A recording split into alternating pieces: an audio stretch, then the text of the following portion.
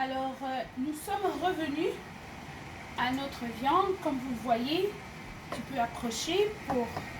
Alors, je suis accompagnée de mon cher caméraman, Jarel, qui me filme. Alors, vous voyez bien que la viande hachée, elle est cuite. Et il y a quand même assez de gras dedans, regardez. Il y a assez de gras à l'intérieur, pas besoin de mettre de gras supplémentaire pour notre santé. J'ai oublié de vous dire aussi que j'ai mis à environ 500 grammes de porc et 500 grammes de bœuf. Donc, c'est environ 1 kg de viande que j'ai, mais c'est beaucoup trop pour ma recette. Alors, ce que je vais faire, c'est que j'en profite pour me faire un petit pâté chinois en même temps. Donc, une fois que ma viande elle est cuite avec les épices que j'ai mis, la seule chose qui manque, c'est vrai, c'est de la muscade. Pour ceux qui connaissent la muscade, moi, je préfère prendre des choses un peu plus naturelles que je râpe au lieu d'acheter une poudre de muscade. Mais si vous avez de la poudre de muscade, ça peut être bon aussi. Moi, j'en mets toujours un petit peu dans la viande, dans le porc, même dans le poulet, très peu, mais ça donne un bon goût, ça rehausse tous les goûts. Donc, vous voyez, j'ai pas mis une grosse quantité. Voilà. Alors, je vais mélanger. Ça sent délicieusement bon avec les épices que j'ai mis.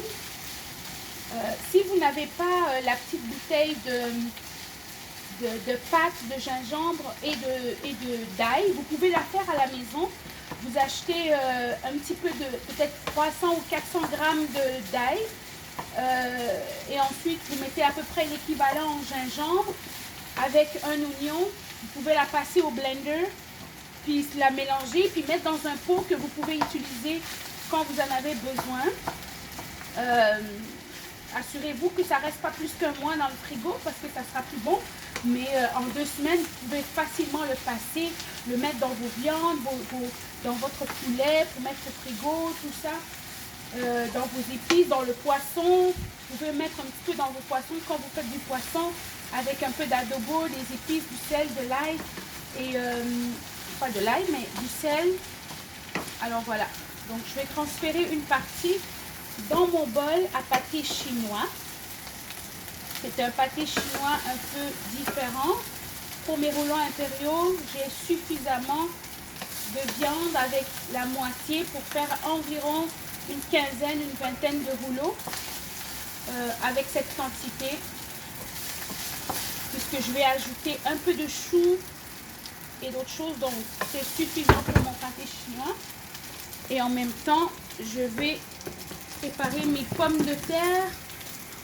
Je vais les faire cuire, mes pommes de terre.